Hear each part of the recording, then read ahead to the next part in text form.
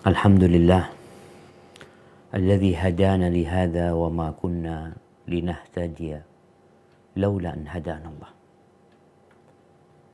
Segala puji bagi Allah Jalla Jalaluh yang telah memberikan hidayahnya kepada kita,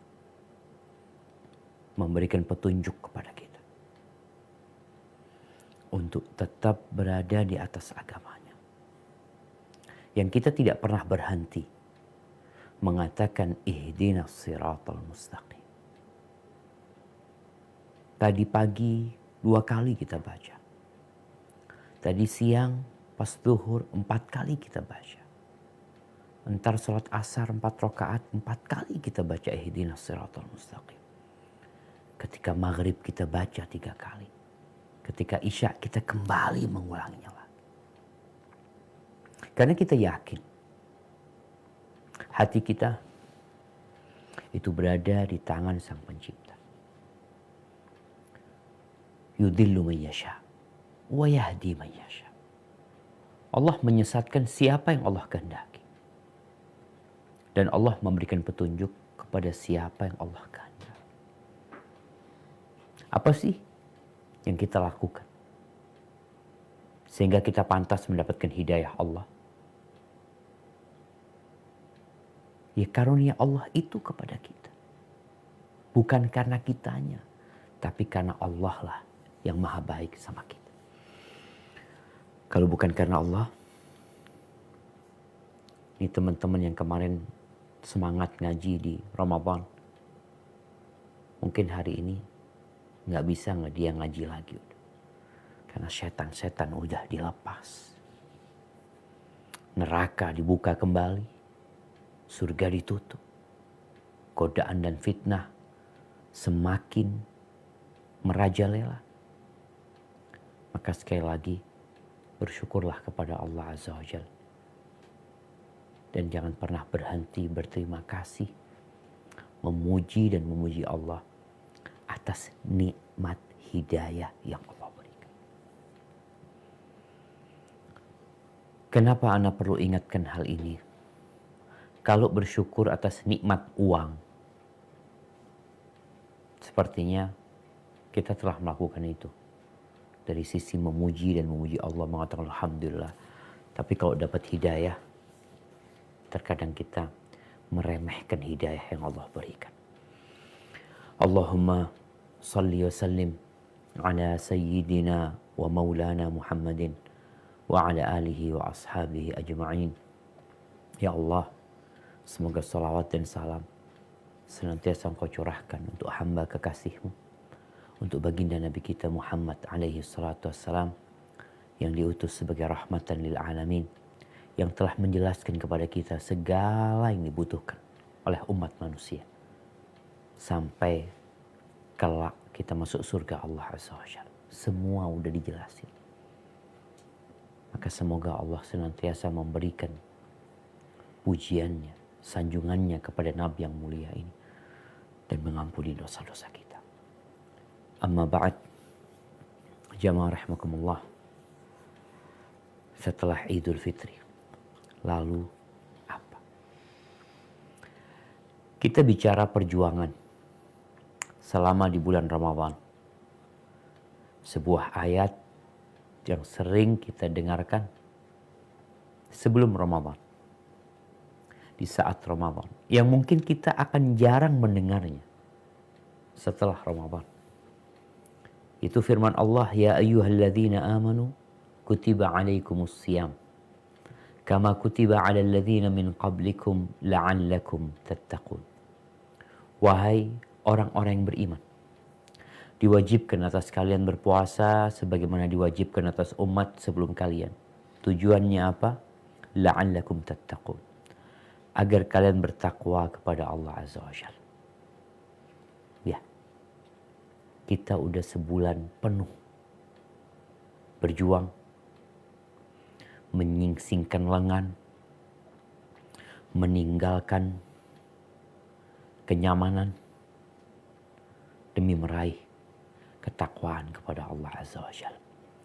Dan setelah Ramadan ada Idul Fitr. Ada waktu untuk istirahat. Karena nggak mungkin kuda pacu itu, kalau kita lihat dia dipacu ketika mendekati garis finish lebih kencang lagi. Tapi setelah itu dia istirahat. Perlu istirahat. Didiamkan. Dikasih makanan. Untuk apa? Untuk istirahat selama-lamanya? Lah.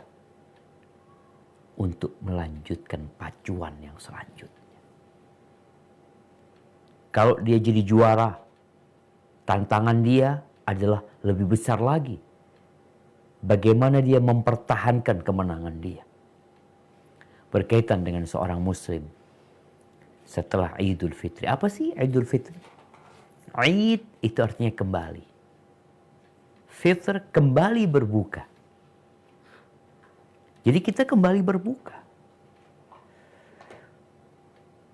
Rasul sallallahu alaihi wasallam mengatakan lis-shaimi farhatan. Buat orang yang berpuasa, ingat yang berpuasa. Farhatan. Dia memiliki dua kegembiraan. Yang pertama farhatun inda fitrih. Kegembiraan tatkala dia berbuka. Wa farhatun inda liqa'i rabbi. Dan kegembiraan tatkala berjumpa dengan Allah Azza wa Jalla. Berbincang tentang kegembiraan tatkala berbuka yaitu Idul Fitr. Kita lihat ya, Islam ini agama yang sangat sempurna sekali. Tidak memaksa umatnya untuk terus beribadah, memforsir dirinya sampai jatuh sakit. Enggak. Ada waktu istirahat. Bahkan di Idul Fitr, nanti kita akan berjumpa Idul Adha. Di Idul Fitr, itu diharamkan berpuasa. Dosa. Jadi kalau ada muslim maksa puasa di Idul Fitri, bukan dapat pahala. Dia dapat dosa. Ketika Rasul SAW berbincang tentang hari tasyrik ya, di Idul Adha, beliau mengatakan ayyamu aklin wa syurbin wa dzikrillah. Itu hari-hari untuk makan, untuk minum, untuk mengingat Allah Azza wa Jalla, terus bertakbir. Maka di Idul Fitr seorang muslim itu dari sejak matahari Ramadan terbenam, hilal Syawal lahir, maka dia mulai mengatakan Allahu Akbar, Allahu Akbar, La ilaha illallah, Wallahu Akbar, Allahu Akbar, walillahil hamd. Ada kegembiraan buat dia. Tapi untuk yang puasa. Yang nggak berpuasa, pura-pura gembira. Dia itu pura-pura gembira. Kesian dia sebenarnya. Tatkala orang-orang bertakbir, mengagungkan Allah, membesarkan Allah yang maha besar. Kemudian besok paginya dia berangkat menuju tempat sholat Id. Dia sholat Idul Fitr. Kemudian dia berjumpa dengan kawan-kawannya. Lalu saling mengucapkan selamat. Tapi yang gak puasa, sejatinya dia sedang mempermalukan diri sendiri. Tatkala kawannya mengatakan, Taqabbalallah minna wa minkum. Selamat Idul Fitr. Padahal dia gak puasa. Dia gak puasa. Selamat Idul Fitr. Itu buat orang yang puasa. Ahibati fillah. Di dalam hadis yang diriwayatkan oleh Imam Ahmad dari Aisyah radhiyallahu taala anha.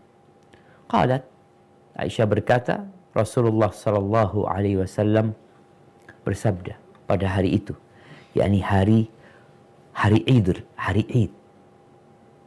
Ketika di Masjid Nabawi itu ada permainan.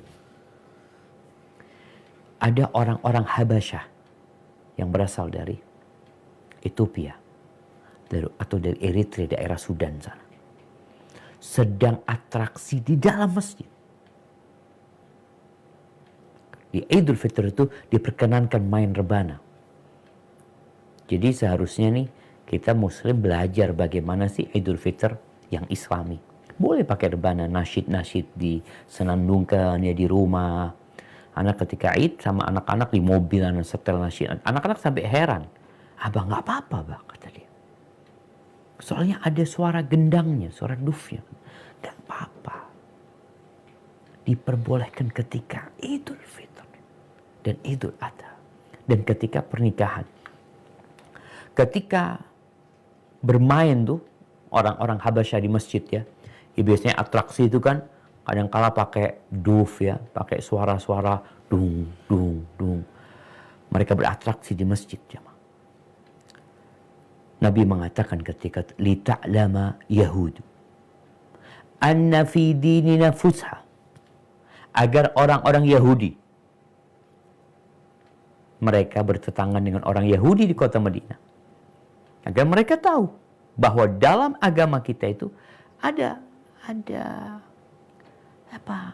kemudahan, ada waktu istirahat, ada waktu bersenang-senang dalam agama kita. Inni ursiltu bihanifiyatin samha. Aku diutus dengan agama Islam yang lurus dan mudah. Itu agama Islam. Maka coba ikutin aturannya aja. Kalau engkau merasakan satu saat kesulitan, fa inna ma'al usri yusra. Akan ada kemudahan setelah itu. Kemarin puasa, mungkin sebagian orang mengatakan, ya Allah berat Ustaz, puasa ini itu. Engkau sakit, nggak mampu puasa, nggak wajib puasa ketika itu. Engkau ganti di hari-hari lainnya. Ketika kau berbuka. Maka Nabi subhanallah, atraksi yang diadakan di kota Madinah, di Masjid Nabawi, permainan itu. Yang Nabi nonton permainan itu. Aisyah istri Nabi radhiyallahu ta'ala juga nonton permainan itu. Dan permainan itu dilakukan di masjid yang mungkin jamaah, kalau itu terjadi di masa sekarang, orang akan mengingkari. Loh kok masjid buat kayak gitu? Lita'lama Yahud. Supaya orang-orang Yahudi tahu bahwa di agama kita itu ada ya refreshing. Ada waktu istirahat. Ahibati fillah. Setelah istirahat dari sebulan penuh berjuang, apa yang harus dilakukan seorang muslim? Melanjutkan perjalanan. Udah cukup. Tuh kadangkala supir ya. Supir yang mudik nih. Yang mungkin sebagian mudik atau sebagian balik ke Jakarta. Ketika dia capek, istirahat. Di rest area ada tempat istirahat. Tidur, jangan dipaksain. Ntar nabrak. Setelah bangun tidur. Setelah minum kopi.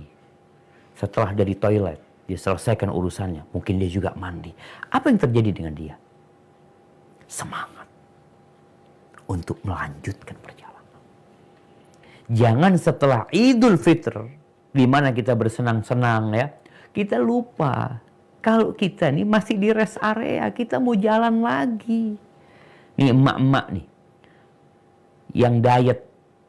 Kadangkala Idul Fitri itu dia bebas-bebasin makan. Gak apa-apa, ini kan lebaran gitu loh. Sekali-kali makan enak, iya. Tapi jangan terus-terusan. Melar lagi tubuhnya nanti. Gak jadi tuh program dietnya. Maka lanjutkan perjalanan. Dengan semangat yang baru.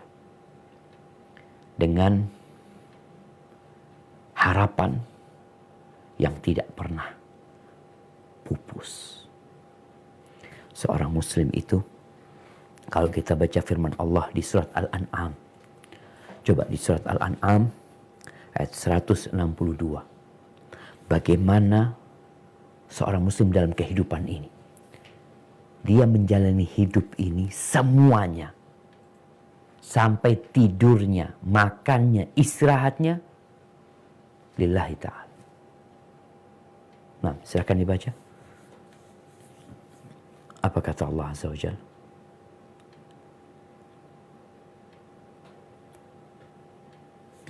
A'udzu billahi minasyaitonir rajim.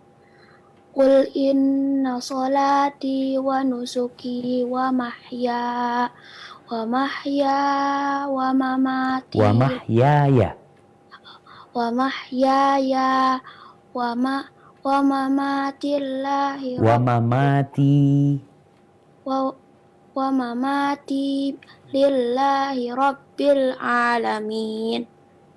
Katakanlah, sesungguhnya solatku, ibadahku, hidupku, dan matiku hanyalah untuk Allah, Tuhan semesta alam. Barakallahu fiik. Itu tuh menjadi slogan hidup seorang muslim. Inna salati, sesungguhnya salatku, wa nusuki, ibadahku, semuanya. Jadi memang ada yang kerjaan itu atas perintah. Kita melakukan sholat ya. Kita melakukan ruku, sujud. Memang diperintahkan kita untuk melakukan itu. Ibadahnya itu untuk Allah jelasnya. Bukan karena ria. Bukan karena disanjung orang. Lah. Kemudian, wa mahyaya, hidupnya.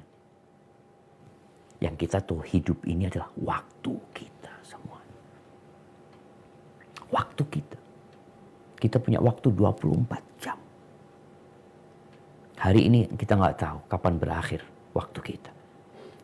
Matinya pun lillahi rabbil alamin. La syarikalah.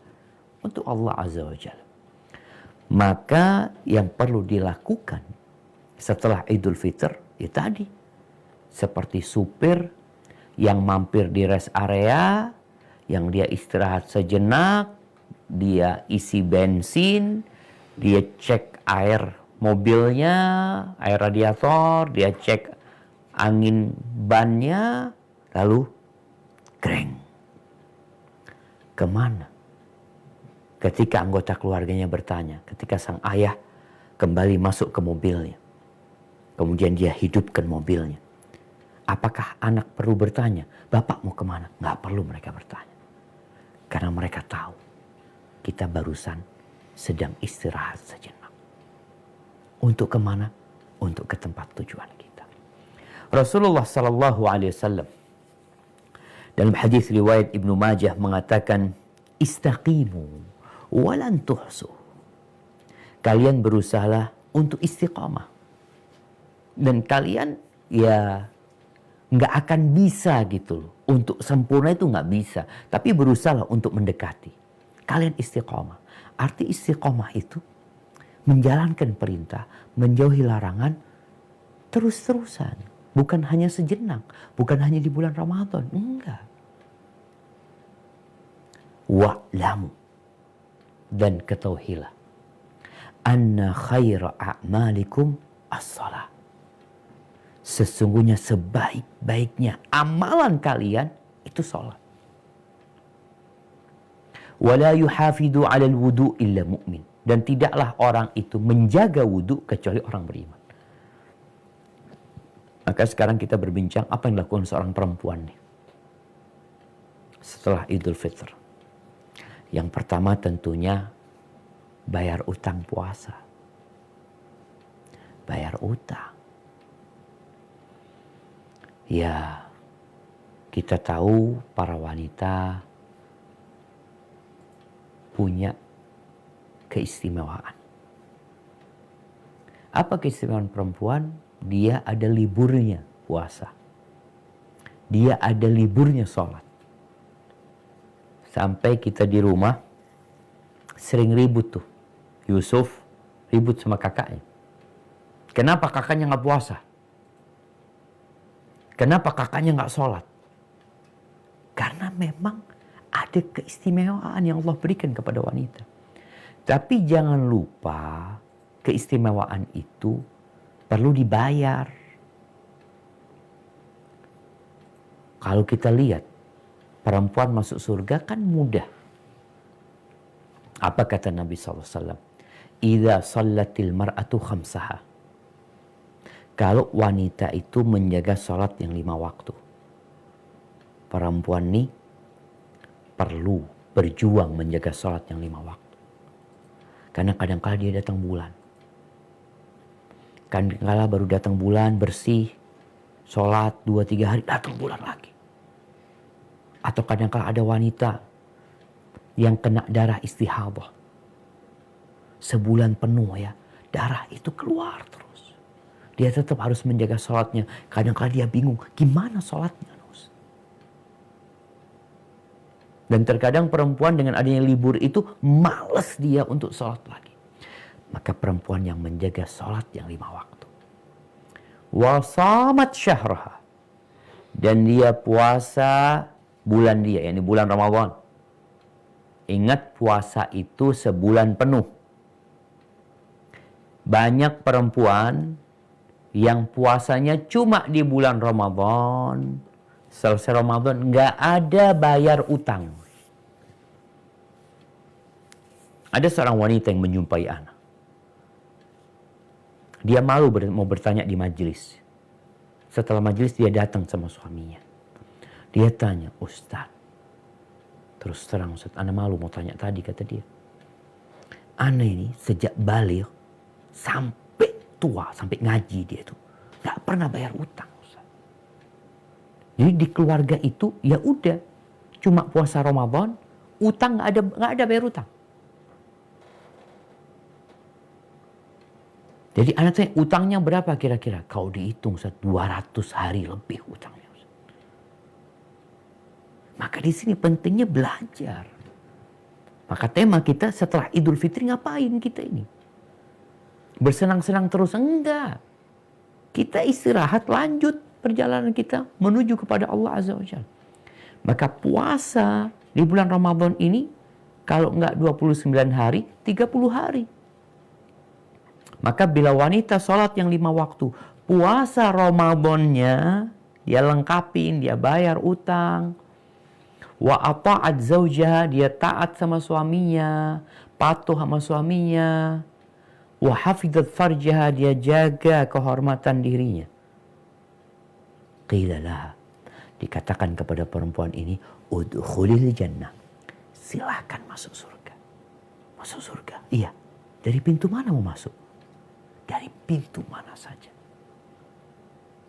Ada 8 pintu surga. Yang sejatinya pintu surga ini khusus untuk orang yang punya amalan spesial. Yang rajin sholat sunnah ada pintu sholat. Yang rajin puasa sunnah ada bab rayyan. Yang rajin berjihad di jalan Allah ada babul jihad. Buat orang yang suka berjihad di jalan. Ini perempuan bisa masuk pintu jihad. Allahu Akbar. Tapi dia jaga benar tuh puasa Ramadan. Maka kegiatan pertama bayar utang. Dan alhamdulillah jemaah, biasanya orang itu kalau habis puasa, untuk puasa sunnah mudah. Karena dia biasa bangun sahur, ya. Dia biasa sholat malam. Jadi masih mudah sekali. Jadi untuk menjaganya itu sebenarnya mudah. Sebelum melaksanakan puasa Syawal, maka bayar dulu hutangnya. Rasulullah SAW mengatakan, Man shama Ramadan, thumma atba'ahu sittan min Syawal. Barang siapa yang berpuasa di bulan Ramadan, kemudian dia ikutin dengan 6 hari di bulan Syawal, faka'annama samad dahr. Seakan-akan dia puasa setahun penuh. Allahu Akbar. Maka jaga nih puasa. Setelah menjaga puasa, bayar utang itu, dia baru puasa 6 hari di bulan Syawal. Dan kita lihat semua nilai-nilai keindahan yang ada di bulan Ramadan itu tolong dijaga. Dengan engkau berpuasa, engkau masih dapat tuh yang namanya doanya orang puasa tuh mustajab. Engkau masih dapat yang namanya berkahnya sahur. Masih bangun. Jangan kemudian hilang sama sekali. Kemudian bagaimana memberi buka kepada orang yang berpuasa. Jadi segala nilai-nilai kebaikan di bulan Ramadan dijaga. Tapi di bulan Ramadan kita tahu perempuan ini berkhidmat kepada suami dan anak-anaknya. Khidmatnya berbeda. Kalau dulu biasa mensediakan makan untuk sarapan, ini enggak. Perempuan Masya Allah ya. Dia bangun sebelum suaminya bangun, bangun sebelum anak-anaknya bangun, dia masak, dia siapkan ya. Ana ngelihat bagaimana istri Ana di rumah. Dia bangun sebelum anaknya bangun, dia siapin semuanya. Kemudian dia mulai bangunkan anak-anaknya. Nah, ayo sahur. Satu persatu dibangunin. Mereka akhirnya sahur. Kebersamaan ini, khidmat yang seperti ini, tolong terus dijaga. Kalaupun nggak puasa, artinya nggak ada bangun sahur, bangunkan anak-anak, bangunkan suaminya untuk qiyamul lail. Untuk sholat malam, witir paling enggak, di sepertiga malam akhir. Bagaimana Rasulullah Sallallahu Alaihi Wasallam, beliau mengatakan, rahimallahu rajulan qama minal laili fasalla. Allah merahmati seorang laki-laki yang bangun di malam hari, kemudian dia sholat. Setelah dia sholat malam, apa yang dilakukan? Dia bangunkan istrinya agar istrinya sholat juga. Kalau istrinya nggak mau bangun, dia ambil air, dia percikan itu air di wajah, kemudian istrinya sholat.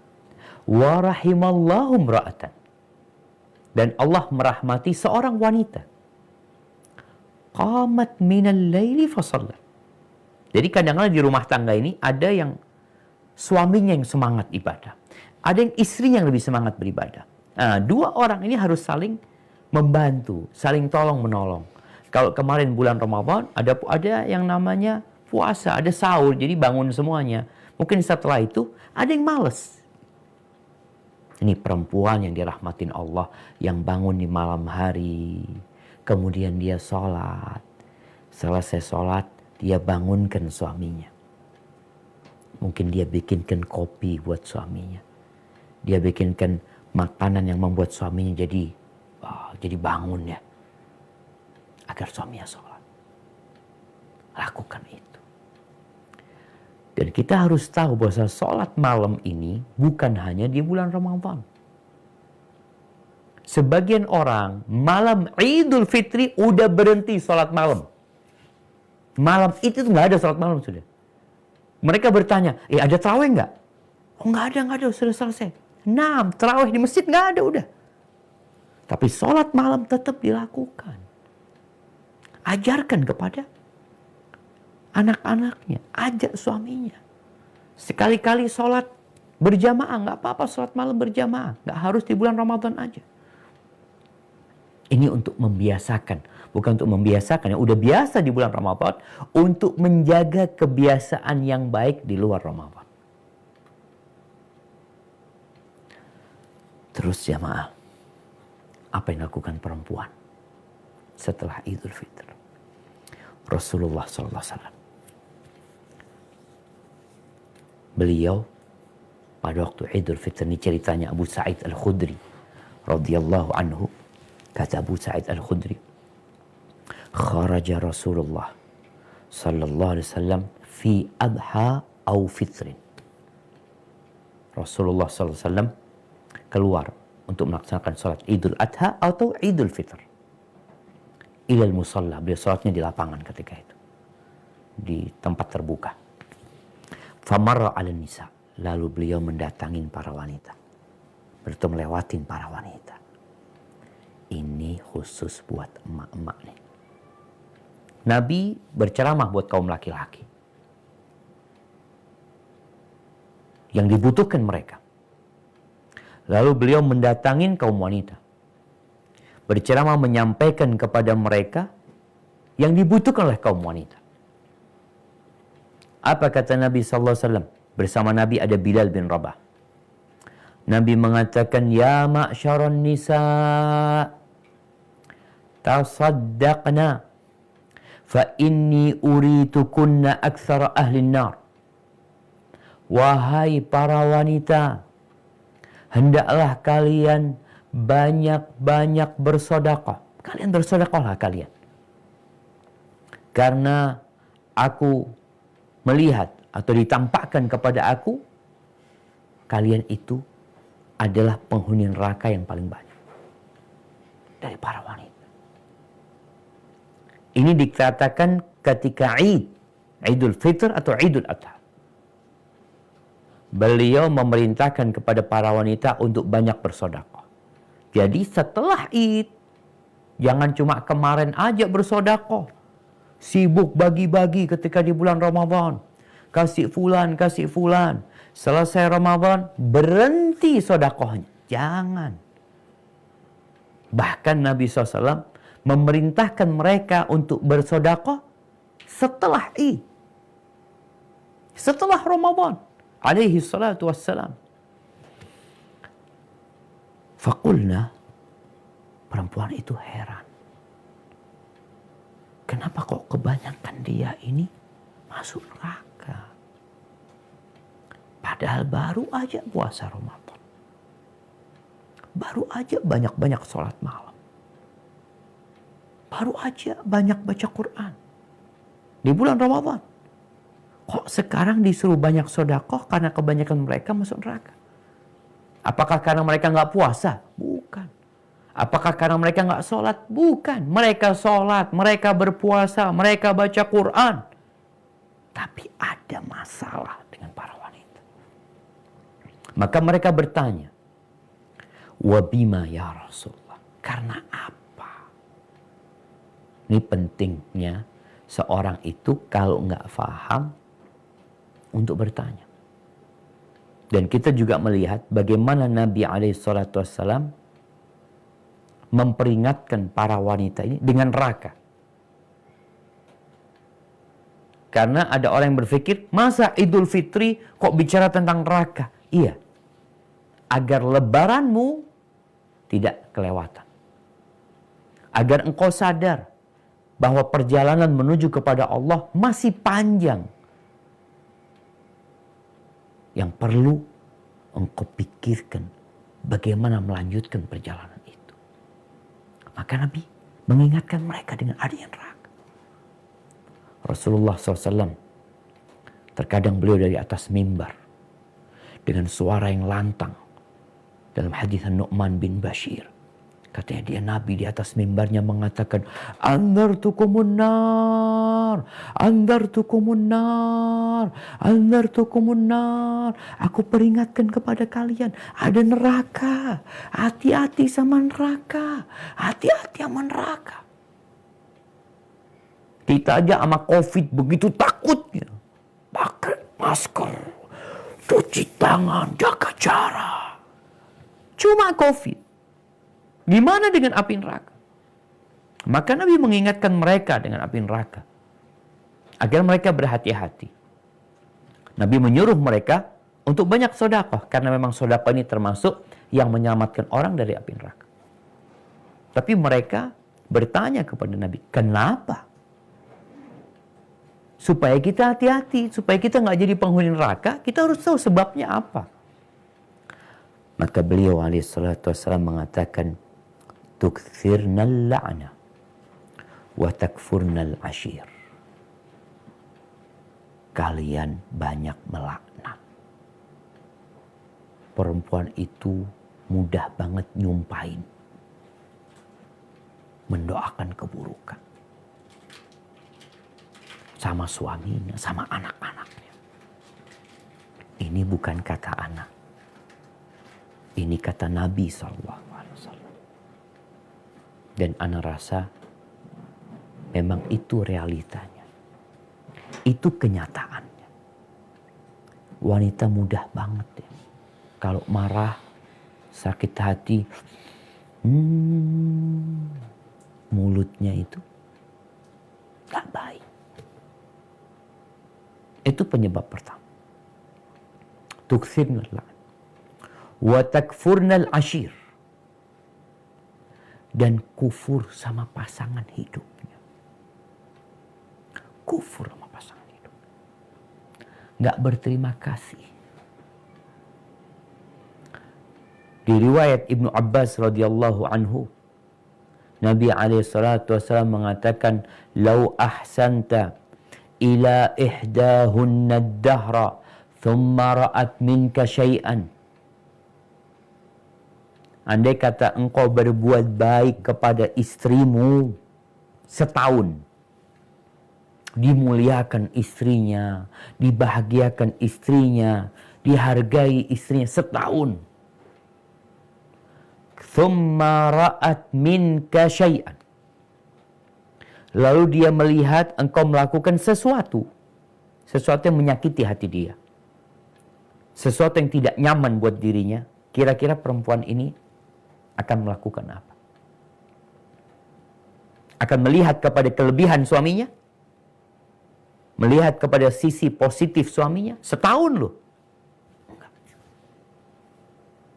Kata Nabi SAW, dia akan mengatakan, ma ra'aitu minka khairan qat. Sama sekali aku tidak pernah melihat kebaikan di diri. Hilang semua kebaikan suami.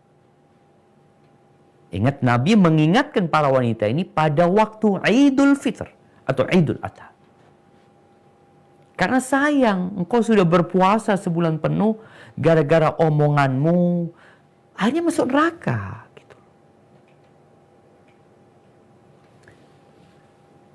Ana pernah membaca satu kejadian di Andalusia sana. Kita tahu Spanyol dan Portugal ini ya pernah menjadi negeri Islam sejak tahun 92 Hijriah sampai 800 tahun kira-kira. Pernah di sana salah seorang raja, istrinya ini melihat di luar istana itu ada ya gadis-gadis desa itu main lumpur, main lumpur, ya lari sana, lempar-lemparan lumpur sama kawan-kawannya. Sang permaisuri ingin main lumpur. Tapi ya nggak pantas lah, gimana? Masa permaisuri main lumpur gitu. Apa yang dilakukan? Maka sang raja membuatkan lumpur dari coklat. Allahu Akbar. Ya, kita kalau lihat ada rumah coklat ya. Ada rumah coklat di Indonesia nih. Bait Syuklat ya kalau di Arab sana. Ini lapangan isinya coklat. Untuk istrinya yang ingin main lumpur. Dibikinkan itu jamaah. Lalu daratil ayyam, ya. Roda dunia berputar. Negerinya ditaklukkan oleh musuh. Akhirnya sang raja ya nggak jadi raja lagi. Karena ada penguasa yang baru. Hidupnya sulit sama istrinya. Lagi main sama istrinya sakit hati sama suaminya ini. Lalu sang istri mengatakan seperti yang Nabi ucapkan, ma ra'aitu minka khairan qat. Demi Allah, aku tidak pernah melihat engkau berbuat baik sedikit pun sama aku. Sang suami heran jemaah. Maka dia tanya sama istrinya, wala yaumal wahl, kau nggak ingat hari aku bikinkan coklat buat engkau? Wala yaumal wahl. Wah, hari coklat itu pun juga bukan hari kebaikan buat engkau. Lupa dengan semua kebaikan suami. Itu perempuan. Maka Nabi mengingatkan mereka. Dijaga lisannya. Selama Ramadan kemarin engkau menjaga lisanmu dengan membasahinya dengan zikrullah. Membasahi lisanmu dengan membaca Al-Quranul Karim. Maka selesai Ramadan, engkau menjadi orang yang pandai memilih kata-kata ketika berbicara. Ketika marah pun, subhanallah jamaah ya. Ada doa Nabi SAW ya. Kadang-kala kita itu memang kalau lagi marah, nggak bisa milih kata-kata. Yang ada emosi yang kadang-kala berakibat fatal. Di antara doa yang Nabi baca dan Nabi ajarkan kepada umatnya, beliau mengatakan, Allahumma inni as'aluka kalimatal haqqi fir ridha wal ghadab.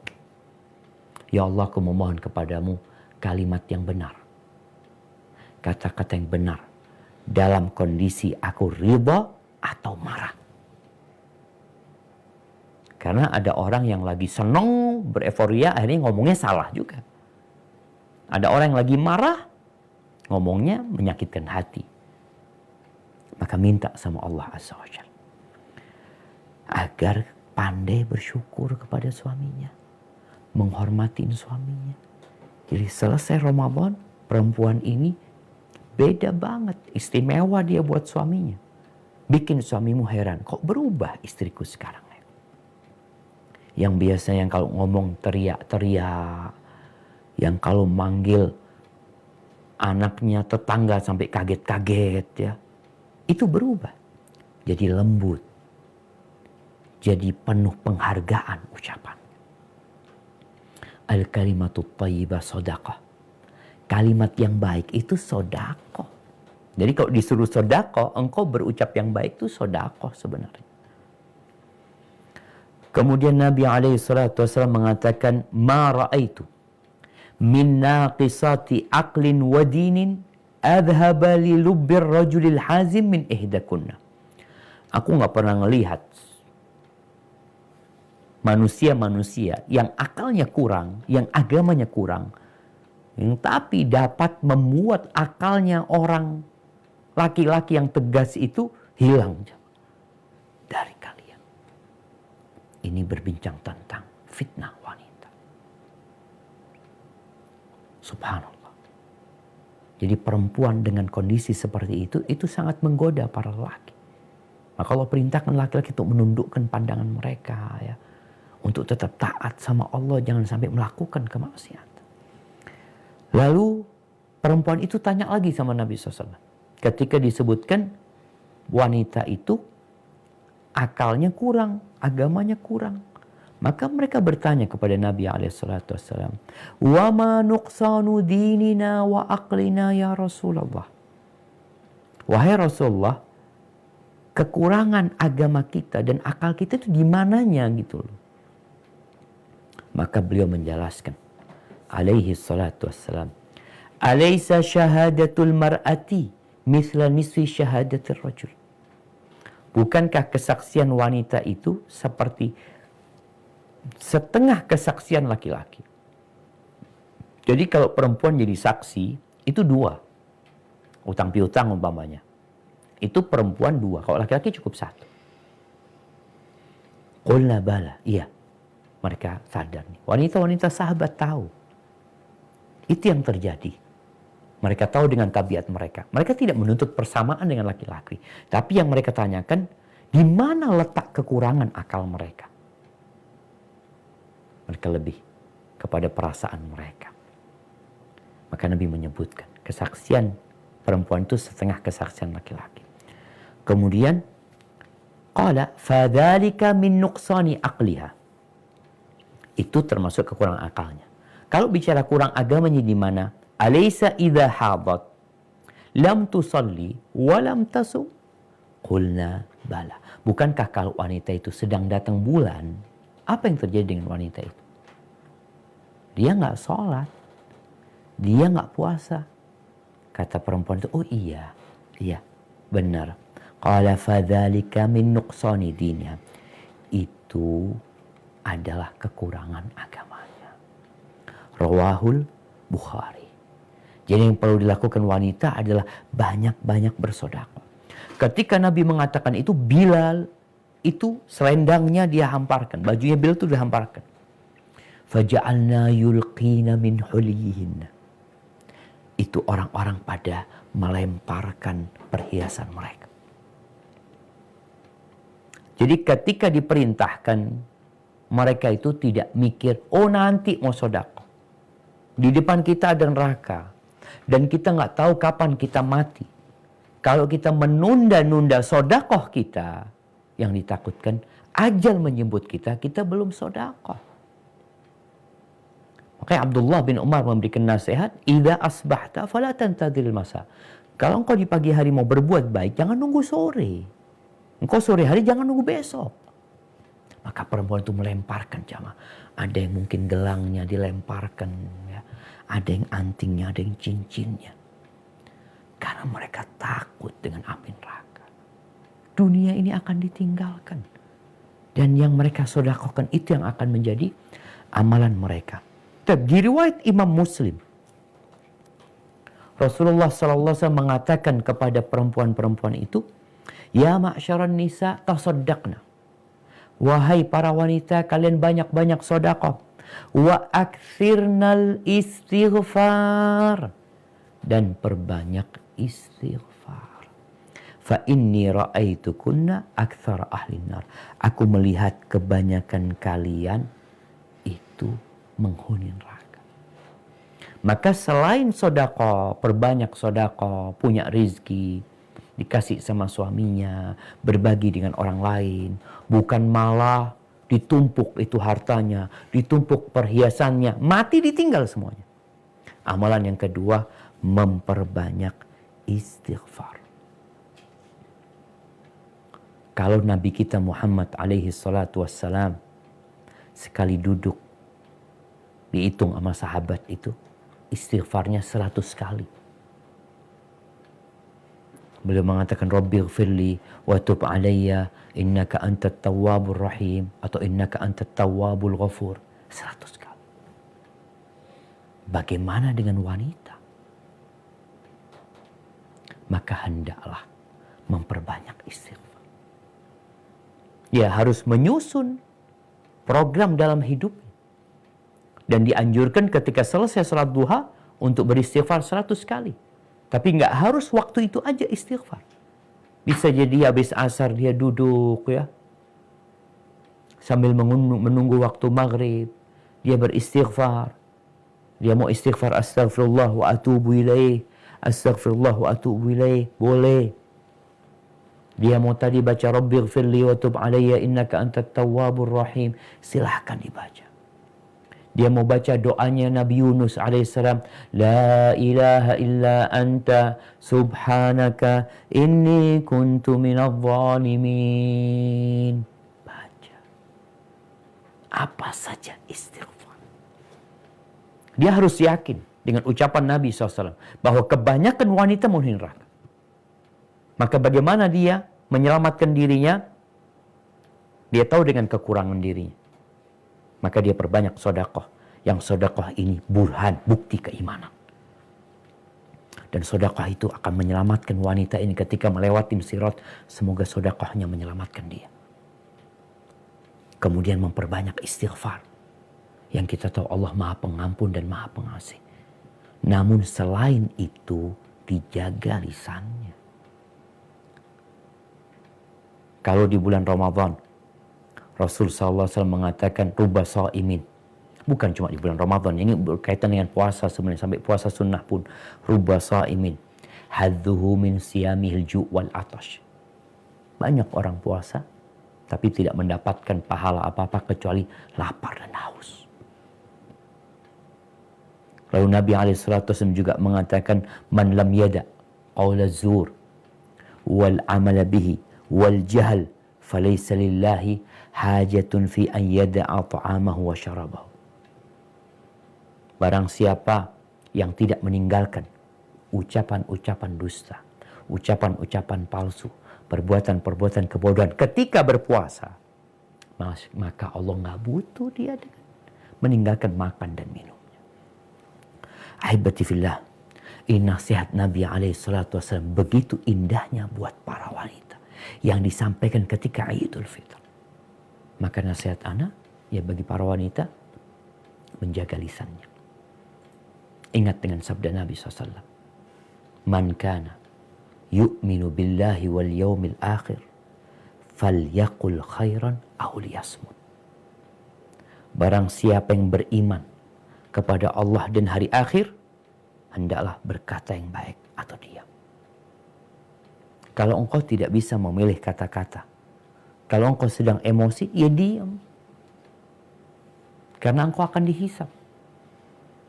Jangan sampai amalanmu yang banyak ternyata hilang. Gara-gara engkau tidak bersyukur kepada suami. Gara-gara engkau suka melaknat dan memaki. Hadza wallahu a'lam bishawab. Itu mungkin yang bisa saya sampaikan pada kesempatan kali ini.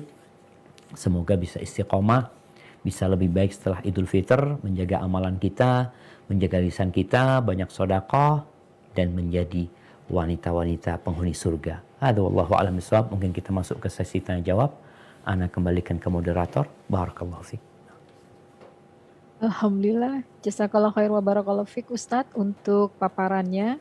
Dan Alhamdulillah saat ini seperti biasa sudah lumayan bertumpuk pertanyaannya. Tapi bismillah kita akan mulai dengan pertanyaan pertama. Nah, pertanyaan pertama, bismillah. Insya Allah Ustadz berserta keluarga selalu dalam lindungan Allah. Ustadz, bagaimana cara menyemangati anak-anak untuk terus tadarus? Karena walaupun sudah diiming-iming reward atau hadiah nggak mempan. Jadi anak-anak hanya mau tadarus jika target dari sekolah.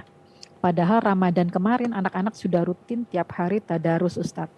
Anak saya berumur sekitar 11 dan 13 tahun.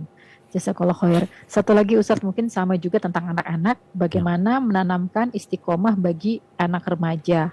Selama Ramadan meninggalkan film Korea, namun baru Lebaran hari kedua sudah kembali menghabiskan waktu dan berkurang ibadahnya.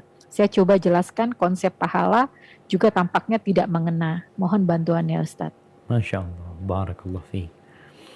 Iya jemaah, berkaitan dengan anak-anak ini, memang kalau kita ngelihat kondisi yang ada itu nggak mendukung untuk istiqamah. Perlu perjuangan. Kalau pertanyaan pertama tadi, anak-anak ini perlu faktor eksternal yang mendukung dia untuk istiqamah. Salah satunya umpamanya sekolah. Nah, bagaimana sekarang orang tua ini menjalin hubungan baik dengan sekolah, memberikan masukan kepada mereka bahwa kegiatan-kegiatan Ramadan itu kalau bisa tetap diperintahkan kepada anak-anak. Tadarus umpamanya diminta. Dan sekolah-sekolah yang baik, Masya Allah jemaah. Ada sekolah yang PR-nya itu bukan hanya mengajarkan tugas sekolah, menjawab pertanyaan-pertanyaan pelajaran. Tidak. Ada yang tugasnya bikinkan kopi buat orang tuanya. Bikinin teh buat orang tuanya. Nyapu di rumahnya. Karena kebiasaan baik itu kadangkala perlu pelatihan. Kalau orang tuanya yang nyuruh, dia nggak dengar. Kenapa dia nggak dengerin jamaah? Karena dia tahu orang tuanya sayang sebenarnya sama dia. Dia berbangku kepada atau bersandar kepada kasih sayang orang tuanya. Tapi kalau di sekolah, kalau dia nggak ngerjakan, mungkin dia akan malu sama kawan-kawannya. Mungkin dia akan mendapatkan hukuman dari gurunya. Maka sekarang bagaimana bekerja sama dengan pihak sekolah untuk tetap memerintahkan nilai-nilai yang baik di bulan Ramadan, di luar Ramadan. Walaupun mungkin ya secara jumlahnya nggak sama. Kalau Ramadan kemarin tadarusnya umpamanya ya 1 juz, mungkin sekarang jadi setengah juz atau berapa juz gitu ya. Kerjasama dengan sekolah. Kalau masanya tadi sudah anak-anak nggak mau sama orang tuanya. Dia maunya kalau perintah itu dari sekolah. Tapi yang kedua, orang tua kadangkala perlu tegas sama anak.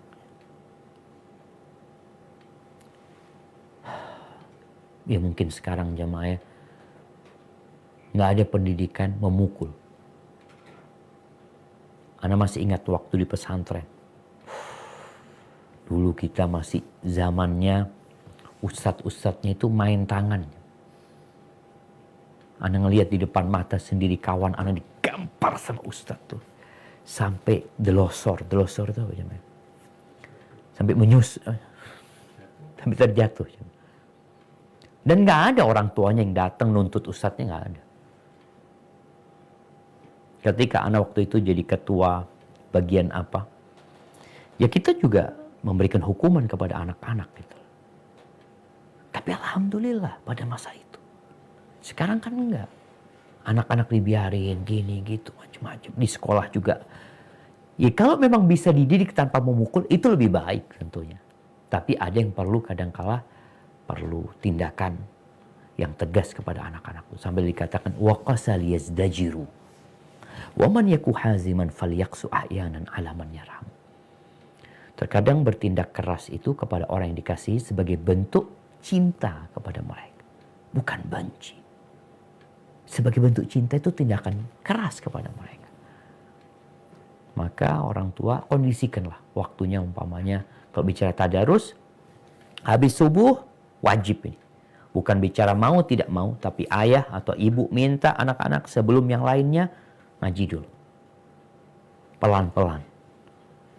Gak usah banyak-banyak. Zikir pagi dan petang. Usahakan anak-anak itu kalau habis subuh, bangunin anak-anak, kasih bukunya. Yuk, baca dulu zikir pagi dan petang. Mulai hari ini dengan meminta kepada Allah. Ajarkan juga kepada mereka untuk membaca artinya. Supaya bukan hanya ritual yang biasa diulang-ulangi tapi tidak memahaminya.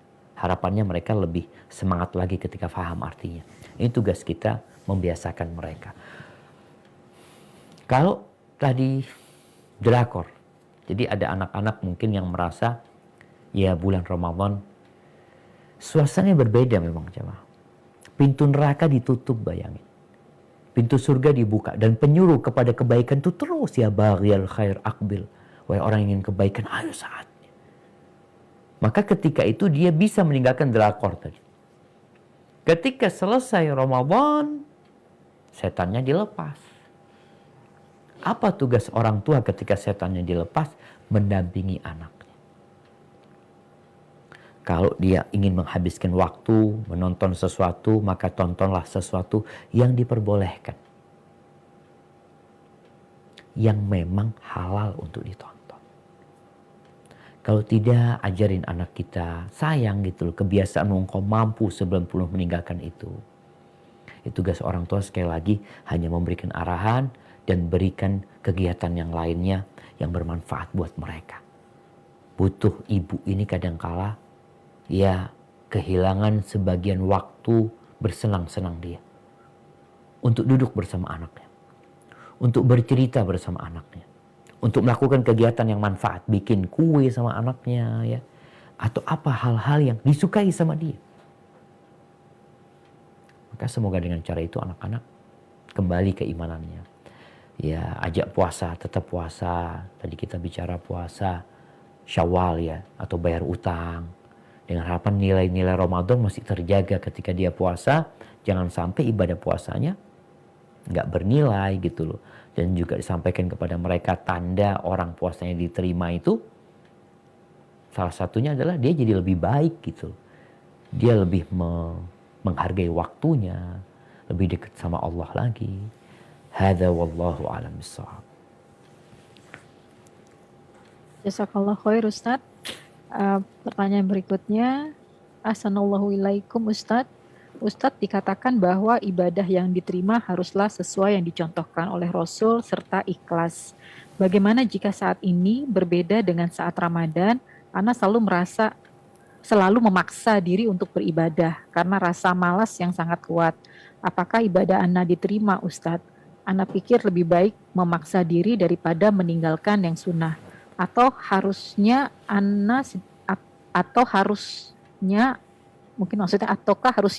apakah harusnya Ana sedikit istirahat dan mengerjakan yang wajib dulu sementara. Mohon nasihatnya Ustaz. Masya Allah. Nah, barakallahu fiik. Ahibati fillah. Kita itu disuruh istiqamah. Tapi kita nggak boleh memaksakan diri. Dalam beribadah itu nggak boleh berlebih-lebihan. Rasulullah SAW mengatakan, khairul amali adwamuhu wa in qalla.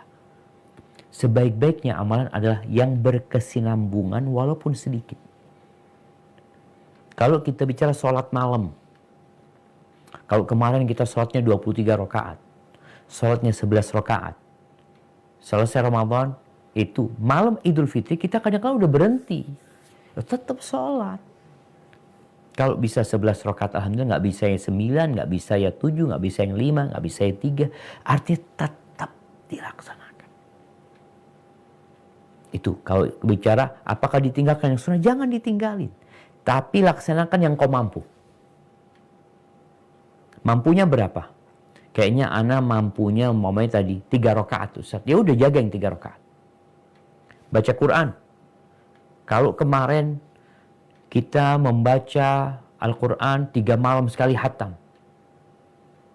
Selesai Ramadan mungkin nggak mampu. Nggak bisa lagi Ustaz karena Ana punya kesibukan ini dan itu.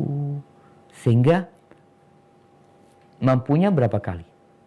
Ketika Abdullah bin Amr bin As radhiyallahu anhu dipanggil sama Nabi SAW, Nabi memberikan nasihat, engkau hatamkan Quran sebulan sekali.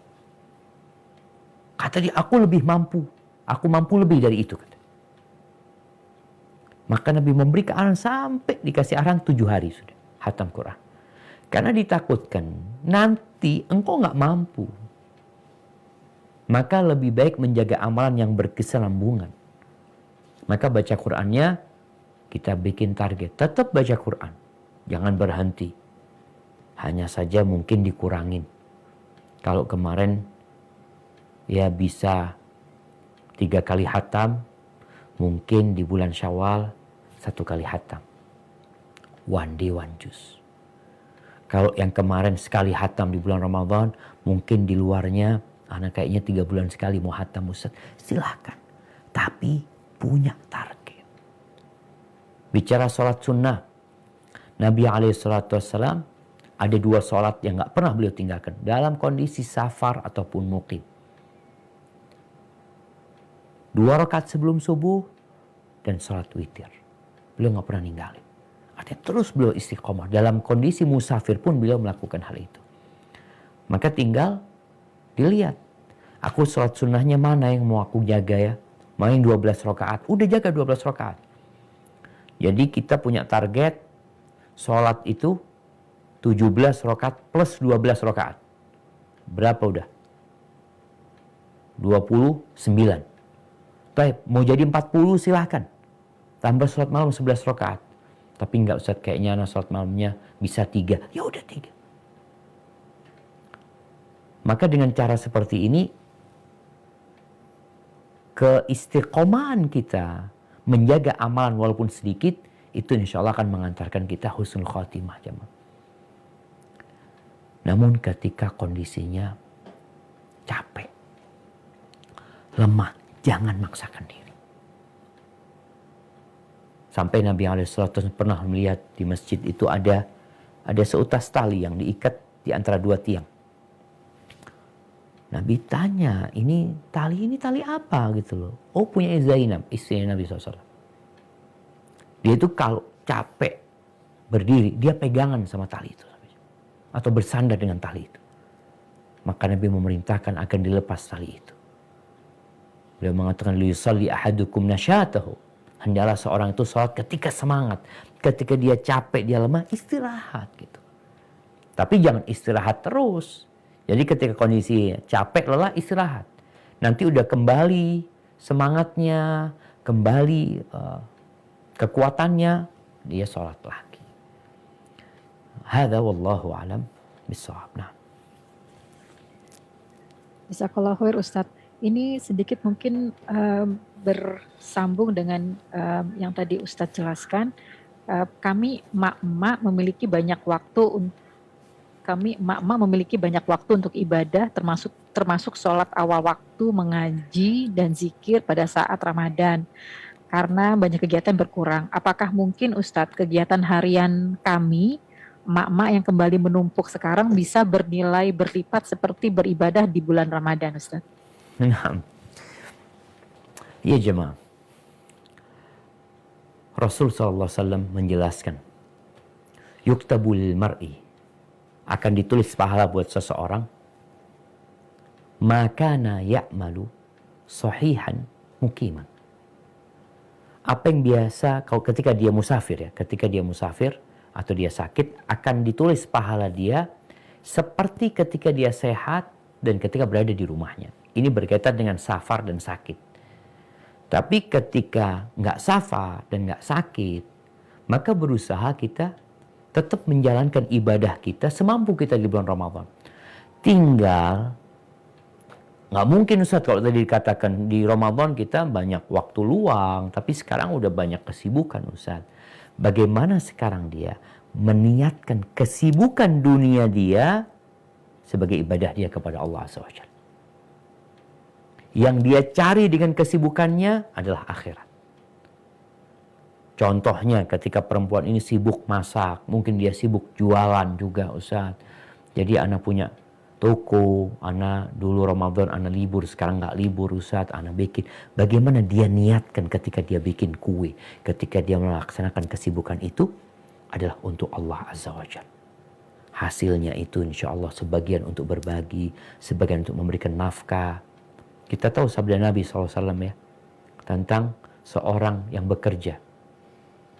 Kalau dia bekerja dengan niatan memberikan nafkah kepada kedua orang tuanya yang sudah sepuh, fahuwa fi sabilillah, maka dia dihitung di jalan Allah.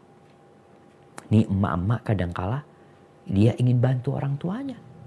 Suaminya nggak ngasih duit sehingga dia ada kegiatan di rumah. Maka niatkan untuk memberikan nafkah kepada orang tuanya. Atau niatnya untuk memberikan nafkah kepada anak-anaknya. Atau niatnya sekedar supaya dia tidak minta-minta. Maka akan terhitung fisabilillah. Kecapean dia bernilai ibadah. Tapi kalau dia bekerja, sibuk ngumpulin duit, hanya sekedar untuk gaya hidup dia, hanya untuk pamer kepada kawan-kawannya, untuk berbangga-banggaan dengan apa yang dia miliki, maka hati-hati nih perempuan. Orang yang seperti itu, fahuwa fi sabilis syaitan, maka dia dihitung di jalan syaitan. Maka bagi para emak-emak yang punya kesibukan, tetap dia berusaha untuk beribadah walaupun volumenya tidak seperti di bulan Ramadan.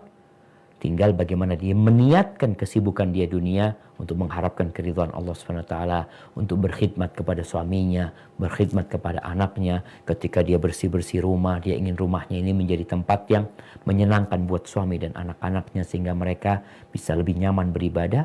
Insya Allah semua kebaikan yang dikerjakan dengan niat baik, dia akan mendapatkan balasannya. Hadza wallahu a'lam bishawab. Barakallahu fiik Ustaz. Pertanyaan berikutnya terkait juga dengan tadi menyambung jawaban dari Ustadz. Bismillah, afwan Ustadz, jika haid lebih dari 14 hari, maka itu dinamakan darah istihadah, yang artinya kita harus melaksanakan kewajiban seperti salat, puasa, dan lain-lain. Saya dengan setiap akan sholat, kita harus mandi dulu dan mengganti afwan pembalut. Bagaimana jika keadaan ini kita alami ketika sedang di kantor dan sedang safar? Apakah cukup dengan berwudu dan mengganti pembalut saja? Mohon pencerahannya Ustadz. Syukran, jazakallah khair wa barakallahu fiik. Masya Allah, barakallahu fiik. Iya jamaah, ini buat perempuan yang istihadah ya. Kalau dia bisa mandi, itu lebih mulia. Dan kalau nggak bisa mandi, bahkan perempuan itu kalau memang berat buat mandi tiap waktu, dia bisa mandi ketika waktu zuhur menjelang waktu asar. Jadi dia umpamanya asarnya jam 3. Dia mungkin mandi setengah 3. Dia bisa sholat zuhur, kemudian nunggu sebentar masuk ke waktu asar. Tapi kalau dia nggak mampu, maka wudhu saja cukup sebenarnya buat dia. Tapi lebih utama kalau dia itu mandi. Apalagi kalau tadi dikatakan dia di kantor ya, yang nggak memungkinkan bagi dia untuk mandi, maka insya Allah ketika dia wudhu saja itu sudah mencukupin buat dia kalau memang darahnya adalah darah istihadah. Hadza wallahu a'lam bishawab. Jazakallah khair Ustaz. Pertanyaan berikutnya, Assalamualaikum, Bismillah Ustaz. Saya tadi mendengar poin salah satu penyebab wanita berpotensi masuk neraka karena kufur terhadap kebaikan pasangannya. Qadarullah suami Ana sudah meninggal beberapa bulan lalu dan Ana takut selama beliau hidup Ana banyak melakukan kesalahan dan suami Ana belum ridho sampai akhir nafasnya. Bagaimana cara Ana untuk bertaubat akan hal tersebut? Barakallahu fikum. Nah, jamaah. Kadangkala perempuan ini kurang menghargai suami.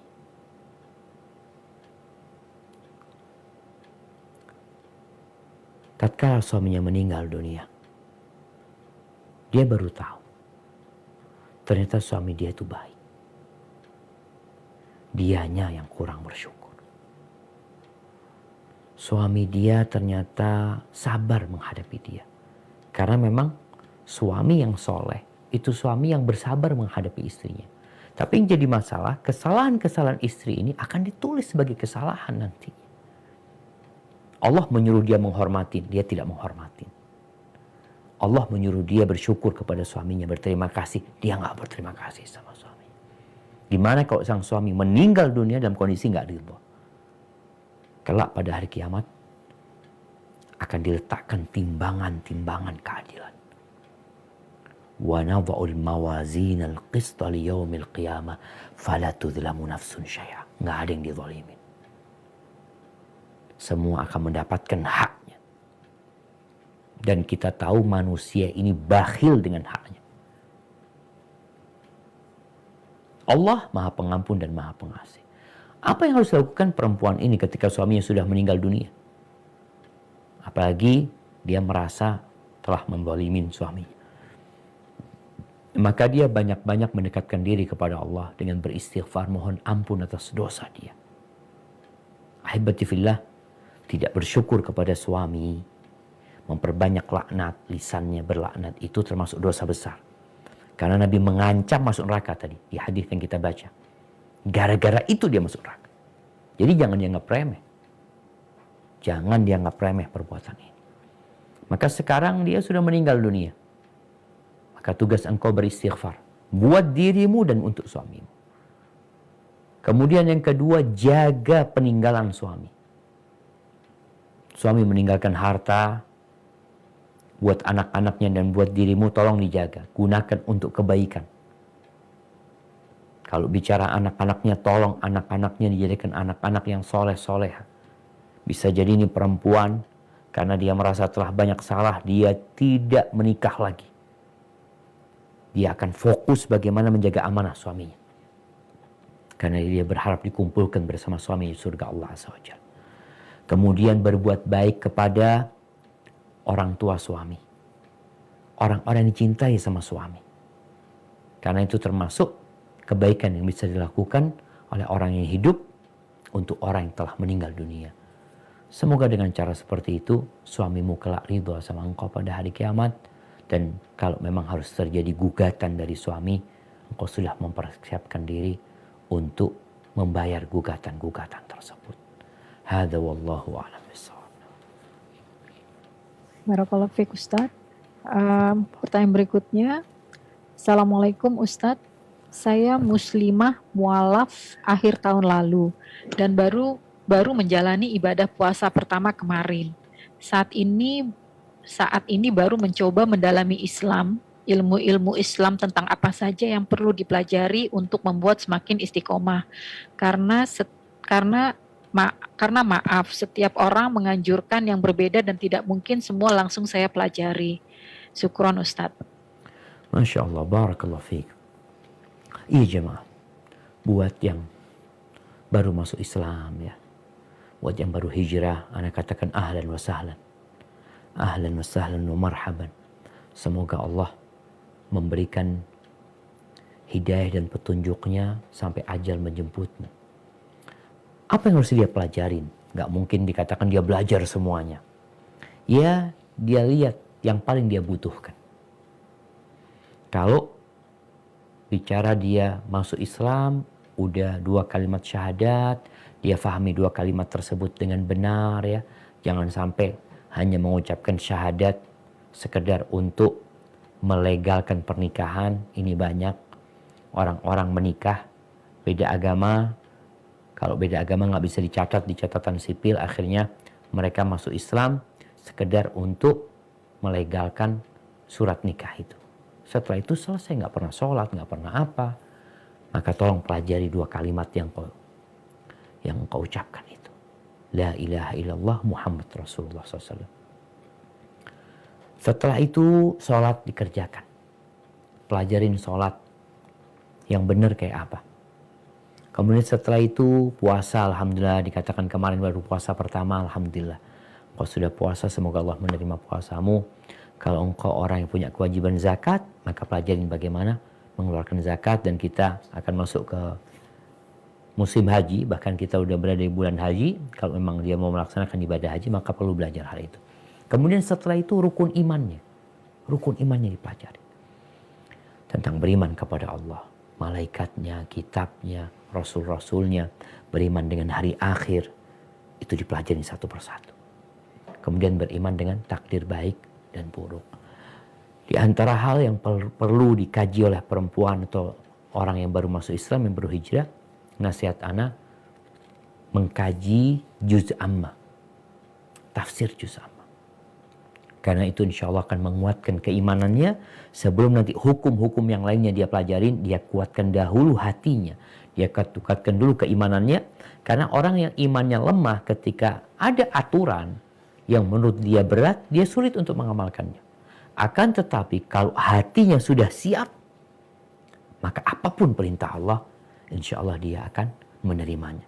Itu mungkin yang bisa dilakukan, mengkaji juz amma ya, yang di dalamnya terkandung beriman kepada Allah, beriman kepada Nabi Muhammad SAW, beriman kepada hari akhir, yang semua itu akan memotivasi dia untuk menjadi hamba Allah yang taat kepada Allah. Hadza wallahu a'lam bissawab. Barakallahu fiik Ustaz. Berikutnya saya akan persilahkan untuk yang raise hand, Ukti Dewi, mohon agar sesuai dengan topik dan langsung bertanya. Saya akan unmute. Tafadholi Ukti.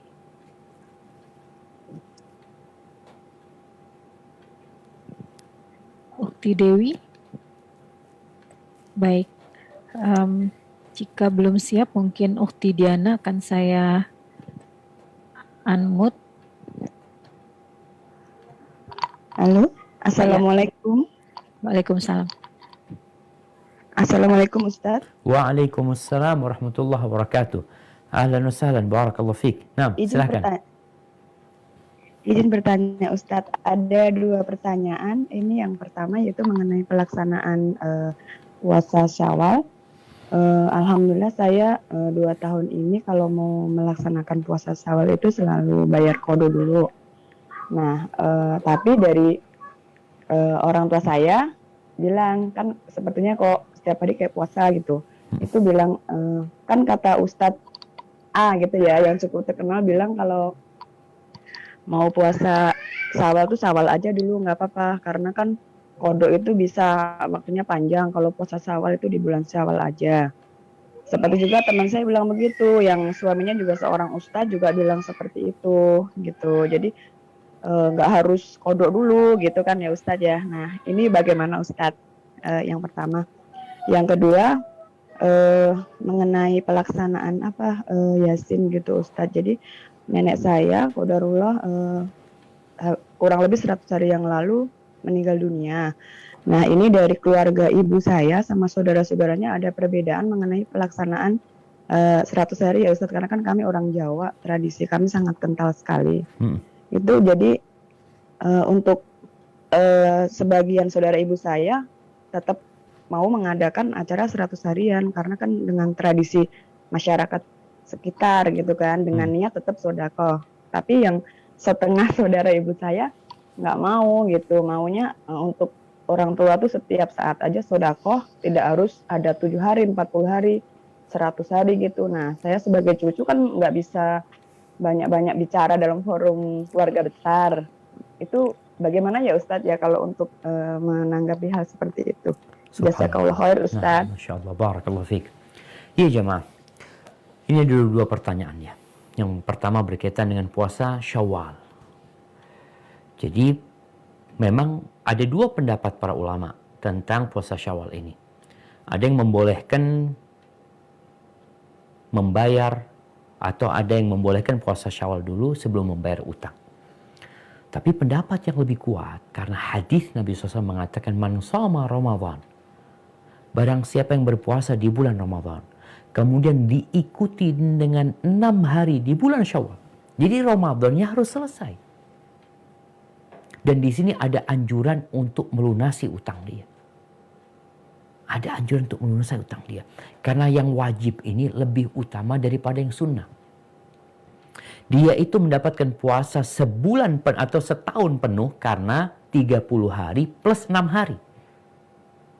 Tapi kalau ternyata masih bolong puasa Ramadannya, kemudian dia puasa sunnah, sehingga pahala itu sulit untuk dia dapatkan. Walaupun sekali lagi memang ada yang berpendapat membolehkan puasa Syawal dulu, baru setelah itu bayar utang. Ini khusus puasa Syawal ya, karena hadisnya man shama Ramadan thumma atba'athu sittan min Syawal. Siapa yang berpuasa di bulan Ramadan kemudian diikuti dengan 6 hari. Ramadannya harus selesai. Kemudian 6 hari di bulan Syawal. Kemudian jamaah, kalau memang ada uzur. Ada uzur, dia itu bisa jadi safar, bisa jadi dia itu nifas, sebulan penuh nifas. Gimana dia mau puasa Syawal? Dia gantinya aja full Syawal, belum selesai karena dia datang bulan lagi nantinya. Bisa jadi di Syawal dia hanya puasa 20 hari, nanti di bulan Dzulqa'dah dia tambah 10 hari baru lunas. Bagaimana? Dia belum puasa Syawal. Dia laksanakan setelah itu 6 hari puasa walaupun di bulan Dzulqa'dah. Sebagian ulama menjelaskan hal itu, yang penting dia nanti puasanya 36 hari. Ramadan dia selesaikan, baru setelah itu 6 hari di bulan Syawal. Dan ini kalau bicara ada pendapat para ulama, tetap yang lebih utama keluar dari perselisihan. Ya udah, memang sampaikan kepada orang tua, betul ada yang berpendapat seperti itu, cuma ana lebih melihat menyelesaikan yang wajib daripada melaksanakan sunnah. Yang wajib masih terhutang. Jadi kita lebih baik yang wajib diselesaikan, baru setelah itu melaksanakan yang sunnah. Kemudian pertanyaan yang kedua, berkaitan dengan 100 hari tadi. Ahibati fillah, banyak di antara kita yang tidak membaca, tidak mempelajari bagaimana sih Rasulullah SAW ketika meninggalnya Khadijah. Bagaimana Rasulullah SAW ketika meninggalnya pamannya Hamzah. Terus setelah itu bagaimana sikap Abu Bakar atau sikapnya Fatimah, putrinya Nabi SAW ketika bapaknya meninggal dunia. Abu Bakar Siddiq sebagai khalifatul muslimin setelah Nabi SAW. Apa yang dilakukan beliau ketika Nabi meninggal dunia? Apakah beliau mengadakan acara 3 hari, 7 hari, 100 hari? Gak ada. Maka tugas seorang cucu tadi ya hanya memberikan penjelasan. Daripada ribut-ribut ya, yang satu mau mengadakan 100 hari, yang satu nggak mau. Ribut akhirnya. Dan memang Nabi SAW menjelaskan, فَإِنَّهُ مَنْ يَعِشْ مِنْكُمْ بَعْدِي. Maka sesungguhnya orang yang hidup setelah aku, yakni setelah Nabi meninggal dunia, فَسَيَرَ اخْتِلَافًا كَثِيرًا. Maka dia akan melihat banyak perselisihan. Ini mengatakan boleh, ini mengatakan tidak boleh, ini mengatakan bid'ah, ini mengatakan sunnah. Semua mengklaim kebenaran ada di tangan mereka. Semua mengklaim yang baik yang mereka yakini dan yang mereka kerjakan. Ya kita nggak akan ketemu. Terus solusinya, fa'alaikum bisunnati. Maka seorang cucu, mungkin dia bisa mengatakan, afwan ya, ana mungkin secara keilmuan masih belum cukup, secara umur juga masih muda. Ana ngeliat daripada ribut, gimana kalau kita ngeliat Nabi Muhammad SAW. Nabi pada waktu meninggal itu, apa yang dilakukan para sahabatnya. Kalau mereka memang mengadakan acara itu, ya kita adakan. Nggak usah ribut-ribut lagi, ya harus kita adakan. Tapi kalau ternyata mereka tidak melakukan, ya lebih baik sebagai seorang yang mengaku pengikutnya Nabi SAW, mengikuti Nabi SAW daripada kita ribut-ribut. Dan tentunya inilah jalan yang benar. Maka seorang cucu hanya bisa memberikan penjelasan kepada mereka agar mereka berpikir sendiri. Karena kebanyakan kita beragama ikut-ikutan dan tidak mengikuti Nabi Muhammad SAW. Hadza wallahu a'lam bishawab. Barakallahu fiik Ustaz. Tampaknya waktunya tinggal satu pertanyaan ya Ustaz ya? Siap, Masya Allah. Soalnya kita mau asar di sini. Oh, udah. Mungkin 2 pertanyaan nggak apa-apa? 2 pertanyaan, alhamdulillah. Mungkin yang pertama, ya, di antara yang pertama, Bismillah Ustadz, suami saya selalu mengatakan bahwa tidak mungkin bisa kita beribadah seperti selama Ramadan, meski sudah berusaha sekuat tenaga. Bagaimana menurut Ustadz, apakah ini mungkin? Saya takut menjadi lengah Ustadz. Barakallahu fiik Ustadz. Iya jemaah, kalau bicara ibadah kita di luar Ramadan seperti Ramadan, berat. Hampir dikatakan nggak mungkin. Maka Abdullah bin Abbas menceritakan bahwasanya Rasulullah SAW itu orang yang paling dermawan. Orang yang paling dermawan. Wa kana ajwad ma yakun fi Ramadan. Dan puncak kedermawanan Nabi itu di bulan Ramadan. Jadi di situ puncaknya. Kita bicara iktikaf, Nabi SAW full iktikaf 10 hari di bulan Ramadan. Di luar Ramadan enggak. Kalau bicara kita, mungkinkah kita iktikaf terus sepanjang tahun? Ya, nggak kerja kalau gitu kita nantinya. Maka Ramadan ini kondisinya pintu neraka ditutup, pintu surga dibuka. Jadi memang berbeda jemaah. Sehingga para ulama menyadari hal itu. Bagaimana mereka ketika di luar Ramadan menghatamkan Quran setiap 7 hari. Setiap 7 hari sesuai nasihat Nabi SAW dia menghatamkan Quran. Masuk bulan Ramadan dia hatam setiap 3 hari. Masuk 10 hari terakhir dia hatam setiap malam. Selesai Ramadan balik lagi setiap 7 hari. Jadi memang tetap ada perbedaan antara Ramadan dan luar Ramadan. Tugas kita, nilai-nilai yang di bulan Ramadan kita jaga selalu di luar bulan Ramadan. Dan kalau mau jadi ahli ibadah, Nabi SAW mengatakan, ittaqil maharim takun a'badan nas. Tinggalkan yang haram-haram. Engkau akan menjadi orang yang paling ahli ibadah. Jangan engkau banyak ibadahnya dari sisi banyak sholatnya, banyak zikirnya, banyak puasanya. Tapi yang haram dikerjain. Untuk menjadi orang yang paling ahli ibadah, dia itu meninggalkan yang haram. Maka laksanakan perintah. Umpamanya ini orang hanya melaksanakan yang wajib saja. Tapi yang haram benar-benar dia tinggalkan. Ini orang ahli ibadah. Daripada orang yang banyak sunnahnya. Tapi yang haram masih dia kerjakan. Jadi yang dapat dilakukan oleh kita. Nilai Ramadan tadi kita meninggalkan yang haram. Kita dilatih selama bulan Ramadan untuk meninggalkan yang halal.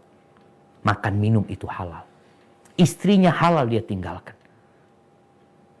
Terus di luar Ramadan. Kita udah dapat tuh pesan. Kalau yang halal kita mampu untuk meninggalkannya karena Allah. Berarti yang haram kita lebih mampu lagi meninggalkannya karena Allah Azza wa Jalla. Hadza wallahu a'lam bissawab. Barakallahu fiik Ustaz.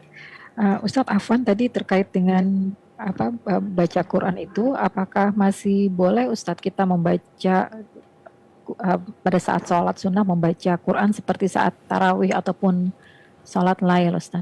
Masya Allah. Nah jamaah berkaitan dengan sholat memegang mushaf ya. Para ulama menyebutkan bahwasanya itu boleh dilakukan ketika sholat sunnah. Bukan hanya di bulan Ramadan. Artinya di luar bulan Ramadan pun, khususnya sholat-sholat yang dianjurkan kita bacaannya panjang ya, sholat malam. Sebagian kita nggak hafal Quran gitu loh. Maka dia tetap dapat melakukannya di luar bulan Ramadan. Dia tiap malam mamanya dia menghatamkan Qurannya, ya udah sholat malam itu dia hatamkan Quran. Dia nggak hafal, dia buka tuh Quran. Insya Allah nggak ada masalah. Tetap dia membaca Al-Quran di dalam sholatnya pada waktu pelaksanaan sholat sunnah. Untuk sholat wajib tidak. Hadza wallahu a'lam bissawab. Jazakallahu khair Ustaz. Sebagai penutup ini mungkin di luar tema, tapi ini pertanyaannya cukup banyak, yaitu terkait dengan sholat gerhana Ustaz. Apakah kami boleh sholat di dalam rumah gitu Ustaz sendiri, atau bagaimana? Apakah harus berjamaah juga sebagai muslimah? Barakallahu fiik. Nah, tetap jamaah dianjurkan ya, artinya dianjurkan berjamaah. Rasul SAW ketika ada gerhana, beliau mengatakan as-salatu jami'ah. As-salatu jami'ah. Secara spontanitas ketika itu diundang orang-orang untuk melaksanakan sholat berjamaah. Maka usahakan tetap sholat dilaksanakan secara berjamaah. Walaupun wallahu a'lam bishawab ketika dia sholat sendiri, sholatnya tetap sah. Namun dianjurkan untuk sholat berjamaah. Dan bagaimana pelaksanaan sholat khusuf ini kita tahu ketika melihat ya. Idza ra'aitumu. Bukan ketika ada berita. Kadang-kala ada berita terjadi gerhana di mana. Tapi kita nggak ngelihat gitu. Ketika kita tahu, kita ngelihat terjadi gerhana, maka tatkala itu kita menuju ke masjid, berangkat ke masjid. Kalau memang di masjid itu ada sholat gerhana. Kalau nggak ada, ya silahkan dilaksanakan berjamaah umpamanya di rumahnya. Dengan tata cara, ya dia sholat Allahu Akbar, kemudian dia membaca Al-Fatihah, membaca surat, kemudian dia ruku, kemudian setelah ruku dia berdiri lagi, melanjutkan bacaan dia seakan-akan sholat seperti yang pertama, baru setelah itu dia sujud lagi. Jadi rukunya itu tiap rakaat 2 kali, jamaah. Seperti itu dilaksanakan sholat gerhana. Dianjurkan ada ceramah ketika itu. Maka insya Allah dengan melaksanakan seperti itu Allah memberikan karunia-Nya kepada kita.